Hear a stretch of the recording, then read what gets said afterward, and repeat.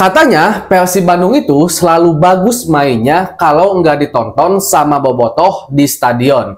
Jadi sanksi ini bencana bagi Persib Bandung atau justru anugerah?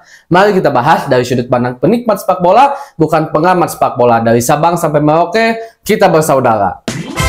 Bobotoh sealam dunia dimanapun kalian berada, sebelumnya saya doakan terlebih dahulu mudah-mudahan bobotoh semua selalu diberikan kesehatan dan juga diberikan kelancaran dalam mencari rezeki yang halalan dan thayyiban. Amin ya Allah ya rabbal alamin. Akhirnya bobotoh sanksi yang diberikan oleh Komdis kepada Persib Bandung udah keluar secara resmi dan ada beberapa sanksi yang pada akhirnya harus diterima oleh Persib Bandung. Tapi sebelum masuk ke situ, saya ingin membahas sedikit tentang pernyataan Coach Bojan Hodak yang jujur aja katanya sangat kecewa dengan hasil yang didapat saat pertandingan Persib Bandung di ACL 2 melawan Zhejiang semalam. Dan sebenarnya secara pertandingan, Coach Bojan Hodak juga mengakui kita bermain bagus, bahkan lebih bagus dari permainan sebelumnya saat melawan Pot FC, dan kita layak menang katanya. Tapi karena masalah individual, pada akhirnya kita harus kalah katanya, kehilangan poin. Itu kata Coach Bojan Hodak. Dan kesalahan siapa ya udah tahulah ya. Saya juga sebenarnya udah bahas jauh-jauh hari saat musim transfer window kemarin, kalau Persib butuh nyari back lokal yang tangguh kata saya. Memang udah ada Nick Weaver dan Gustavo, tapi kalau seandainya mereka tidak bisa bermain, akumulasi atau cedera salah satu apalagi dua-duanya, menurut saya pelapisnya Ahmad Juprianto dan juga Victor Iponepo tidak sepadan karena mereka ya umur gak bisa bohong lah, kita hormat kepada mereka selaku legend, tapi untuk saat ini mereka udah habis dan udah nggak bisa lagi lah untuk bermain di Liga 1. Ada Kakang Rudianto, dia masih sangat muda, permainannya kadang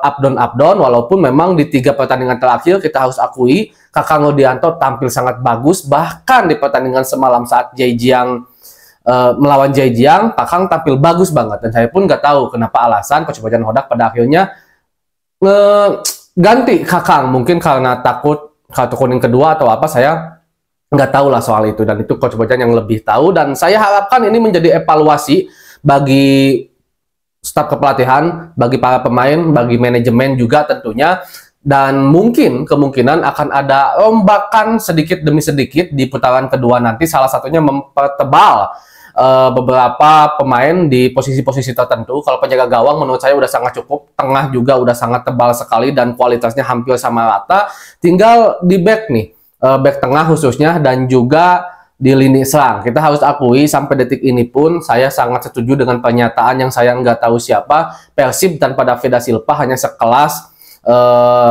tim Talkam katanya, walaupun nyata setuju oke Talkam teing mah, tapi intinya Persib memang agak kesulitan kalau seandainya bermain tanpa seorang David da Silva, dan ini sebenarnya udah bisa kita lihat jauh hari di era zaman Coach Robert Rene Albert, era Coach Robert, era Coach Luis Milla, bahkan era Coach Bojan Hodak juga terulang kembali. Ketika David da Silva gak main, Persib buntu. Depan, tengah bagus, lini pertahanan bagus gitu kan ketika full tim main kecuali David da Silva. Ketika bola itu harus mengalir ke depan, nggak tahu harus diolah, harus dimasak kayak gimana kalau seandainya tidak ada seorang botak Dadang da Silva. Ini juga harus jadi PR lagi nih, apakah mungkin Milson 5 yang udah dinotis sama Coach Bojan Hodak yang pada akhirnya nanti harus digantikan, dan digantikan oleh striker yang lebih tajam. Di samping kita juga udah punya seorang Dimas Derajat gitu kan. Nah, itulah sedikit spill-spill soal masalah Persib Sawangi bobotoh. Nah, sanksi atas buntut tragedi yang kita jelas kutuk sama-sama, beberapa oknum bobotoh yang mereka melakukan ya kekerasan lah ya, dengan dalih apapun kita tidak benarkan itu. Setelah laga pertandingan Persib Bandung melawan Persija Jakarta yang sempat beredar kalau Persib akan dikurangi 3 poin dan segala macamnya, saya sebenarnya udah bahas itu. Kalau seandainya bobotoh semua nonton video saya tentang masalah Persib kemarin pas saat tragedi dan nontonnya sampai akhir, saya juga bahas kalau masalah dikurangi poin itu kemungkinan tidak akan terjadi ke Persib Bandung. Yang pertama, memang seingat saya waktu itu memang belum berlaku, itu yang pertama. Yang kedua, ini bukan tragedi yang sampai menghilangkan korban jiwa dan parah banget lah, walaupun memang ini udah parah, tapi untuk masuk ke standar dikurangi poin kayaknya belum gitu kan. Makanya kata saya kemungkinan besar ini akan tribun dikosongkan gitu kan, dan denda, dan ternyata betul dendanya maksimal banget. Persib kena denda 265 juta karena denda flare itu paling maksimal itu 200 juta lah kalau saya nggak salah, kan 200 juta, dan Persib dapat 265 mungkin dengan hal-hal lainnya sehingga dendanya nambah, dan sanksinya itu penutupan semua tribun sampai bukan akhir musim, setengah musim gitu kan. Kan Persib itu kalau saya nggak salah tinggal 5 away lagi lah ya, home lagi, tinggal 5 home lagi, 5 itu dibagi dua full tribun tidak bisa ditonton, mau VIP ke selatan utara itu nggak boleh, harus dikosongkan. Dan nantinya setelah 2 pertandingan berturut-turut VIP udah bisa tuh, tinggal tribun selatan dan utara harus kosong 3 berturut-turut juga sampai pertengahan musim. Jadi intinya mah putaran kedua udah bisa stadion deui lah. Nah, mudah-mudahan aja bobotoh saalam dunya ini jadi apa ya, semacam teguran untuk kita agar kita nanti bisa kembali comeback ngabobotoh deui di stadion di putaran kedua dengan cara yang lebih baik. Ini juga saya berharap bisa menjadi evaluasi juga bagi pihak manajemen, staf kepelatihan dan juga pemain agar harus seperti apa bereaksi ketika dikritik, entah itu dikritik, dihujat atau juga dihina. Jadi ini bahan untuk introspeksi diri lah, entah itu untuk bobotoh atau juga untuk Persib Bandung. Nah, ada hal yang sebenarnya cukup menarik bobotoh saalam dunya.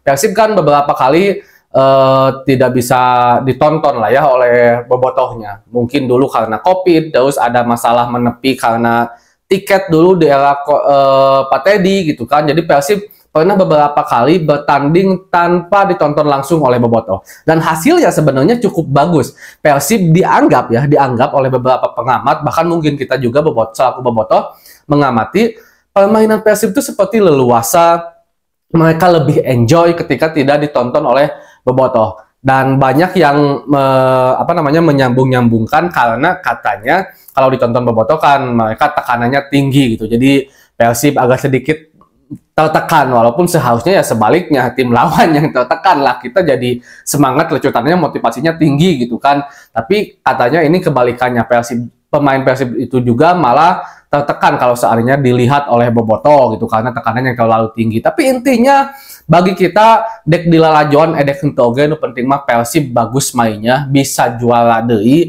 karena sesungguhnya kita sangat menginginkan kalau Persib Bandung bisa kembali back to back juara, dan ada 3, 4, 5 pertandingan lagi kalau saya nggak salah hitung di ACL 2 yang harus kita benar-benar maksimalkan. Karena sejatinya kalau seandainya kita lihat permainan lawan-lawan Persib di ACL 2 teguhan, maaf, alus teuing sih asli. Bahkan lamun dibandingkan dengan Persib musim kamari mah alus karena Persib musim kamari.